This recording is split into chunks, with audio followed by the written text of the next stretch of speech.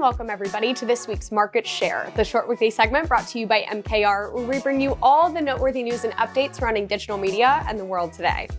I'm your host Genevieve, and we've got some fun stories for you today, so let's get started. First up this week, you better watch out when you talk smack about Arby's, because the voice of Arby's, Ving Rhames, might just jump out of the TV and set you straight. Even though he's been attached to the brand for over 10 years, we've never gotten to see him on screen in the Arby's commercials. That is until now. The new spot has commercial viewers talking about how no one eats Arby's these days, which he obviously takes offense to. In response, he climbs out of the TV to accost the haters. It's not every day that a brand just comes out and says that no one is buying their products, but Arby's feels comfortable being self-deprecating, which makes for an impactful response to their haters. The We Have the Meats campaign has seen a lot of success over the years, so the brand knew they had to do something iconic, like bringing Rhames in front of the curtain, and we think the brazen and entertaining way they did this is definitely going to get some attention. Next up, Heinz is finally fighting back against Chicago restaurants that don't serve its ketchup.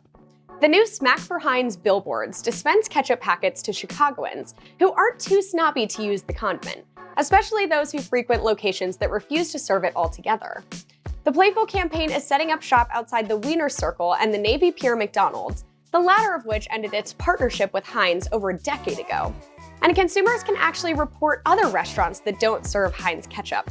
The It Has to Be Heinz platform really plays in well with this concept, considering that the irrational love for the product is shown with the devastation and frustration when a restaurant doesn't offer it.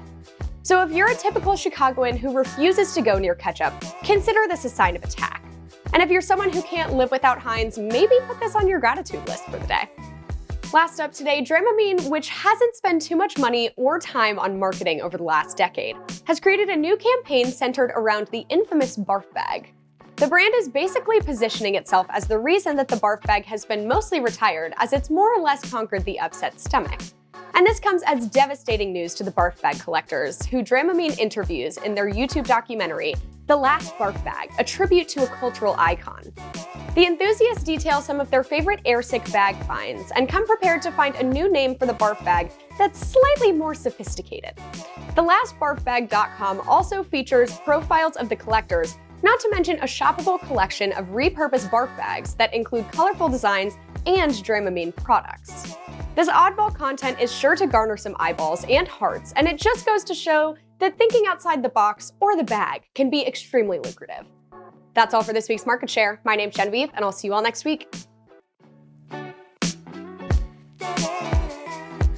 Arby's feels comfortable being self-deprecating. No.